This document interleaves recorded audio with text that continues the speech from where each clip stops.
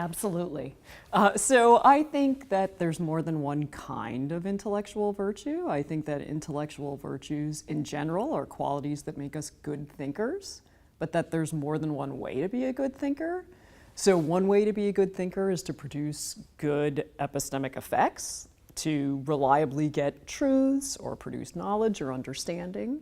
And another way to be a good thinker is to have good epistemic motivations, like caring about the truth or knowledge or understanding.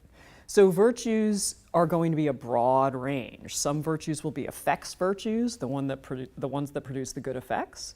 And those can be things as simple as vision, right? So 20/30 vision, say.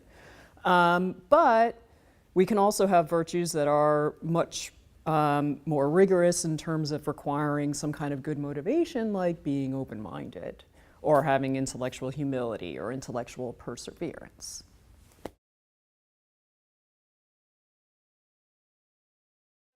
The way I'm thinking about intellectual perseverance, I'm thinking about it as a trait, and it's a trait that will sometimes be an intellectual virtue and sometimes not be an intellectual virtue. So I think that when somebody has the trait of intellectual perseverance, they're disposed to overcome obstacles to their intellectual goals. And when they overcome the obstacles, they continue to act in pursuit of those goals. So for instance, somebody like Marie Curie has intellectual perseverance. She persevered, she continued to pursue her goals despite multiple obstacles. Bertrand Russell, for instance, solving Russell's paradox, had intellectual perseverance. He overcame multiple obstacles in order to solve the paradox. There are, however, cases where we can go overboard with respect to intellectual perseverance. So we can continue to persevere even when we should give up. So somebody who has the virtue of perseverance knows when to fold.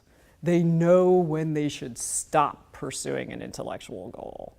And somebody who has the vice of recalcitrance, like Michelson and Morley, who continued to search for ether even though ether didn't exist, and they should have figured that out long before. In the humanities, Michael Chabon, who's a novelist. He wrote, among other things, the novel Wonder Boys. Michael Chabon actually describes a situation where he was persevering. He'd written something like 1,000 pages of a novel before he discovered it wasn't going to work. So he, I think, persevered, but didn't have the virtue. He had the vice of recalcitrance. And the protagonist of the book, Wonder Boys, is an English professor who has the same problem, who doesn't know when to give up writing his novel. Yeah. So I think intellectual perseverance is, it's a trait that's been talked about in psychology. It's connected to traits like tenacity and grit. And I think it's really important when we're thinking about educating for intellectual virtues, and how to encourage our students when they hit obstacles in, say, a philosophy class or in a logic class or in a science class, how we encourage them to overcome those obstacles and not give up.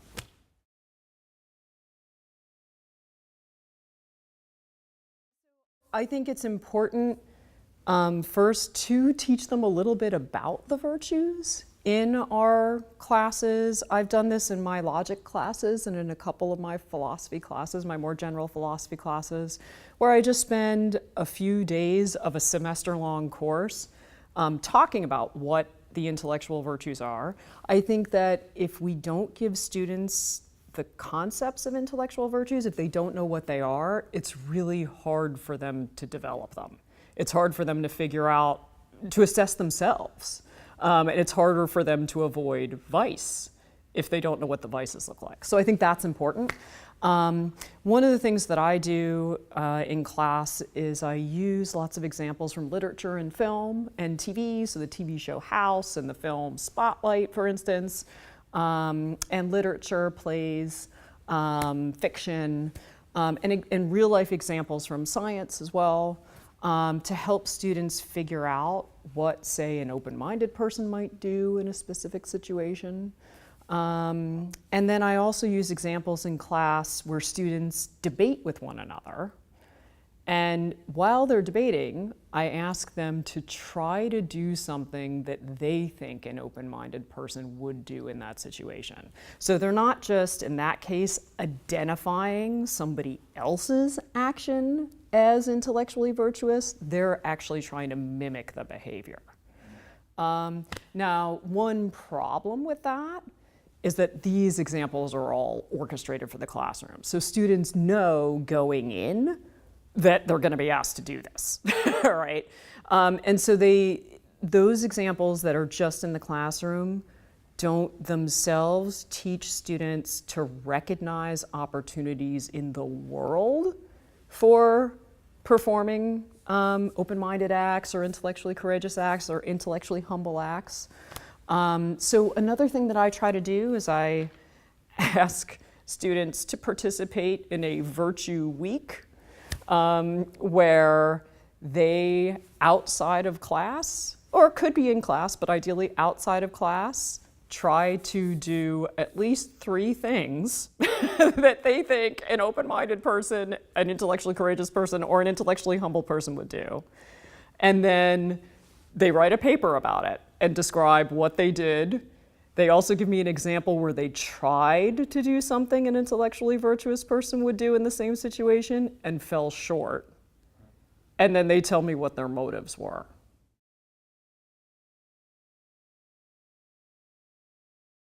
Oh gosh.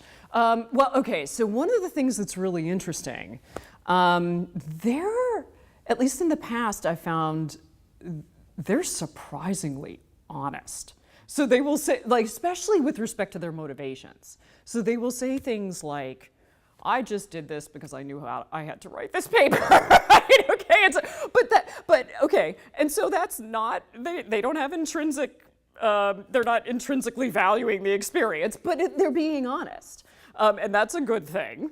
So that I found very interesting. They will, lots of cases are cases where they will engage with, for instance, their coworkers.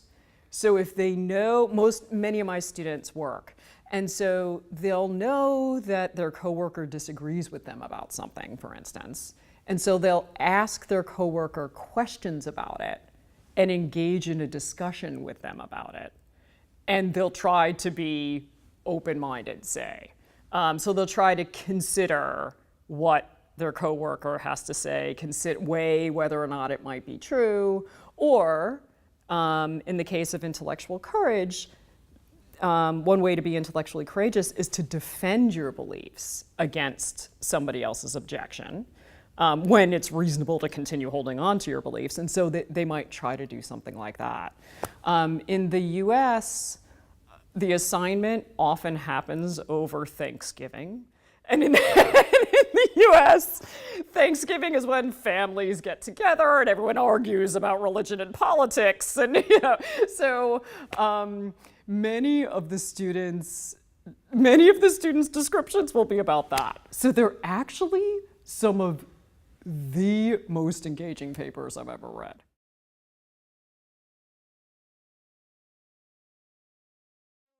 I don't play favorites, but lately, so lately I've been thinking about 2 sets of virtues and vices. So the first set I've been thinking about is the virtue of intellectual humility, servility, and arrogance. And the second set that I've been thinking about is the virtue of open-mindedness and the vices of closed-mindedness and dogmatism.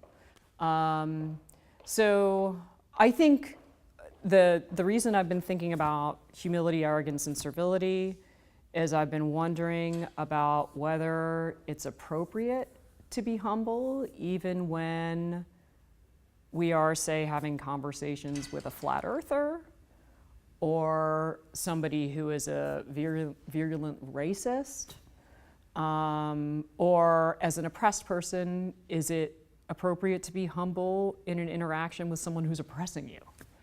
I think those are really interesting questions to pursue. In fact, I'm pursuing those questions with three other philosophers, Dan Howard Snyder, Jason Baer, and Dennis Whitcomb.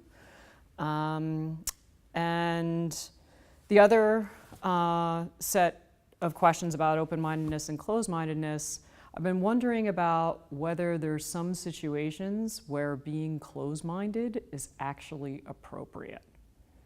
So whether, and I've been thinking about epistemically hostile environments, and whether if we were in an environment like 1984, and I think that in the US, at least, we are not currently in that environment yet. I think we're still several gradations away from that. But I think that somebody who possesses knowledge, who sort of wakes up in the hostile environment of 1984, for them, closed-mindedness can be an effects virtue. It will, on balance, produce more good epistemic effects than bad ones.